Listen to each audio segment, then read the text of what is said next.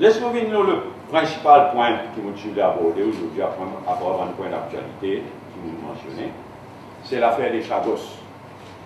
L'affaire des Chagos et des Chagossiens. Mais essentiellement l'affaire de souveraineté sur les Chagos. Moi, bien inquiet. Moi, bien inquiet. Parce qu'il n'est plus tant de rien.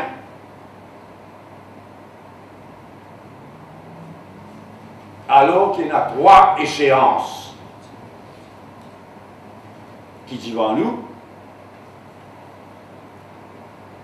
et alors qu'il y a une étale sur l'incompétence de sa dossier.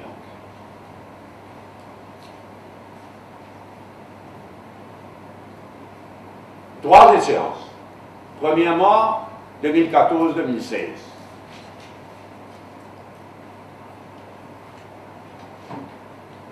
Nous connaissons la période 2014-2016, une période cruciale pour l'accord de 1966 entre les États-Unis et la Grande-Bretagne, sur la base de Diego. La base de Diego Garcia. Mais ce qui est choquant là, mais il suffit d'avoir une réponse de Ramgoolam au Parlement, moi je ne peux pas connaître combien de PNQ, etc. Au Parlement, Ramgoolam, de façon répétée, il parle de expiry, expiration, expiry, parce qu'il nous pose anglais dans le Parlement. De façon répétée, il parle de expiry de ça l'accord de 66 là. Et donc expiry and renewal. C'est-à-dire, il n'est même pas comme dossier là. Il donne l'impression que bon, l'accord 66 peut arriver à expiration, donc on a discussion pour guetter que. Il n'est même pas comme dossier là, une affaire aussi élémentaire. Qui malheureusement, l'accord de 66, les renouvelé automatiquement en 2016. Automatiquement. À moins qu'il soit États-Unis, soit la Grande-Bretagne, demande pour sens quelque chose, ou pour terminer. Si ni États-Unis ni la Grande-Bretagne pas demandé, les renouveler automatiquement. Ça aussi, il n'est pas connu. Elle est bien grave. Ça degré incroyable d'incompétence d'un Premier ministre d'avoir un dossier pareil. Il fait que souveraineté nationale, il est renouvelé automatiquement pour 20 ans encore. Ce qui l'accord de 66 dit. Il est renouvelé automatiquement en 2016 pour 20 ans. À moins que l'île supposait qu'il obligait qu'il y ait une cause d'expiration, il y a une discussion, etc. Une incompétence incroyable et dangereuse. Deuxième échéance. Nous connaissons qu'Iramgoolam, il juge bon, prend au nom de l'île Maurice une caisse sous la loi internationale du droit de la mer, une case à l'arrêt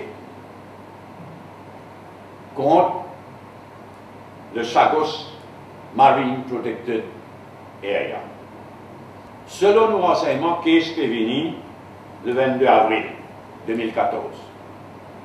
Selon nos renseignements. Mais là aussi, il y a une affaire extrêmement grave. La loi internationale dit à nous qui, dans sa case-là, peine la possibilité d'appel. Ce qui est tribunal d'arbitrage pour dire, il devant un tribunal d'arbitrage sous la loi International Law of the Sea, ce que la loi internationale dit, ce que la convention, le droit international de droit de la mer, il dit qu'il peine l'appel contre ce qui s'attribue là pour dire. À moins que Maurice et Grande-Bretagne, ils tombent d'accord d'avance, l'aurait le droit d'appel. Nous pas même connaître, si pas Maurice et Grande-Bretagne tombent d'accord, donc nous pas même connaître, si pas les coups, final ou non. Et si les finales, il y arrête quand même. Et nous réaliser dans ce qui ça représente.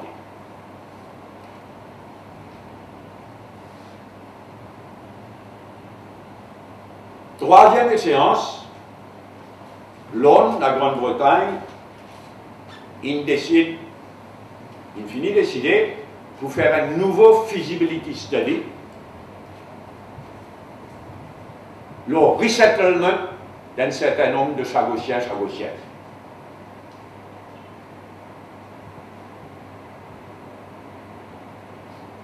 Je me rappelle, dans quelques années de cela, l'ONU finance un feasibility study bidon qui arrive à la conclusion, étant donné, Marine Protected de Aya, aucun Chagossien, Chagossienne pas capable de resettler. Maintenant, ma position là, sans je peux financer un nouveau feasibility study pour guetter qui manière un certain nombre d'Illoises, de Chagossiens, Chagossiennes, capables de resettler dans les Chagos. Et selon le renseignement, sa nouveau feasibility study là ouvrait en mars 2015. Et il y a un grave danger qui l'on servi sa nouveau feasibility study là et son résultat pour saluer la division entre l'île Maurice et la communauté des Chagossiens.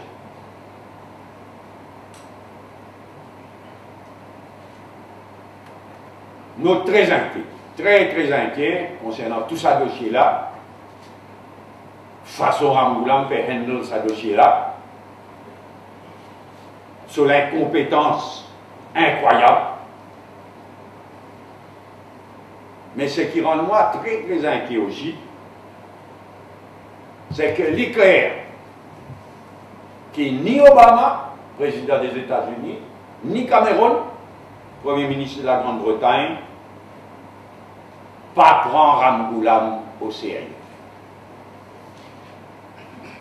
Dernière remarque, toujours qui n'a trait à un problème international cette fois-ci. La République arabe sahraoui, comment je le connais, elle a à l'ouest de l'Algérie, Maroc, Tunisie, elle a le Sahara occidental.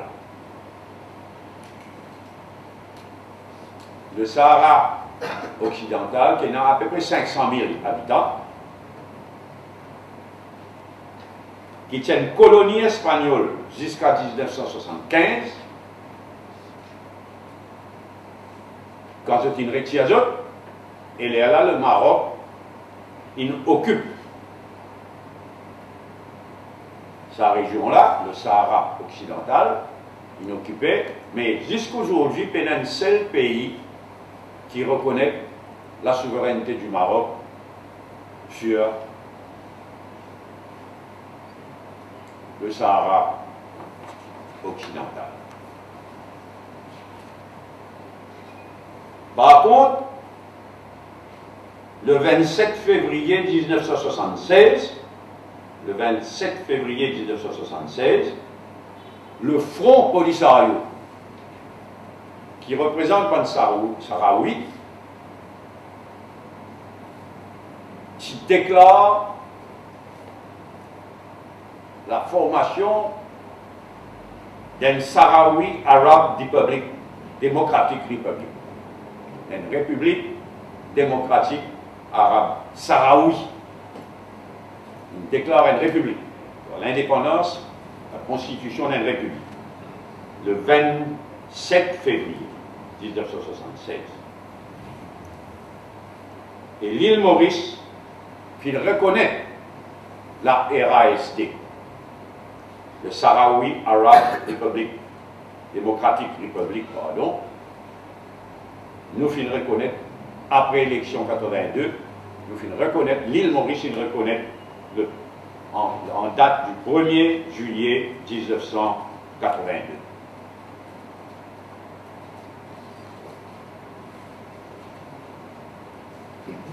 Là, nous avons découvert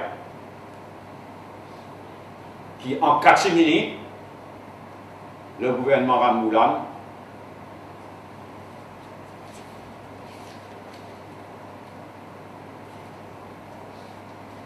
le 17 janvier 2014,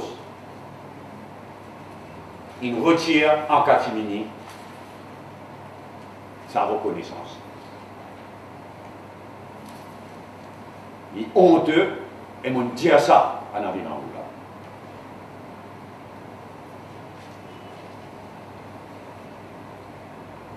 Comprenez-moi bien, nous pas contre le Maroc. Au contraire, nous pouvons suivre avec sympathie le progrès et la réforme au Maroc ces dernières années. Mais pour nous, le droit du peuple sahraoui à l'autodétermination, à choisir son destin, dit quelque chose de sacré. Alors, vous posez la question à Moulam, en catimini, je te retire la reconnaissance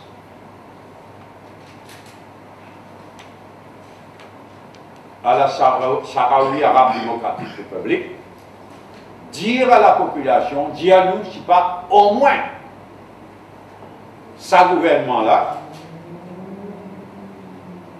continuer à reconnaître le droit du peuple sahraoui à l'autodétermination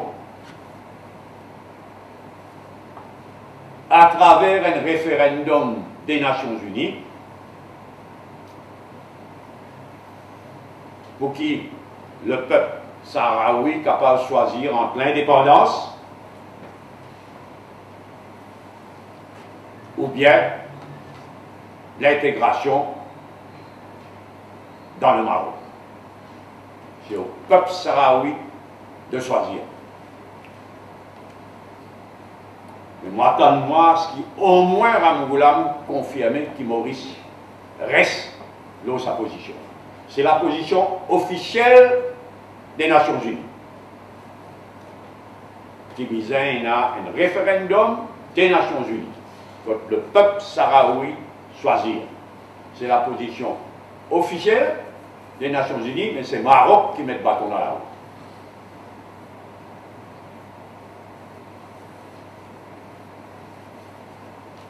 Merci.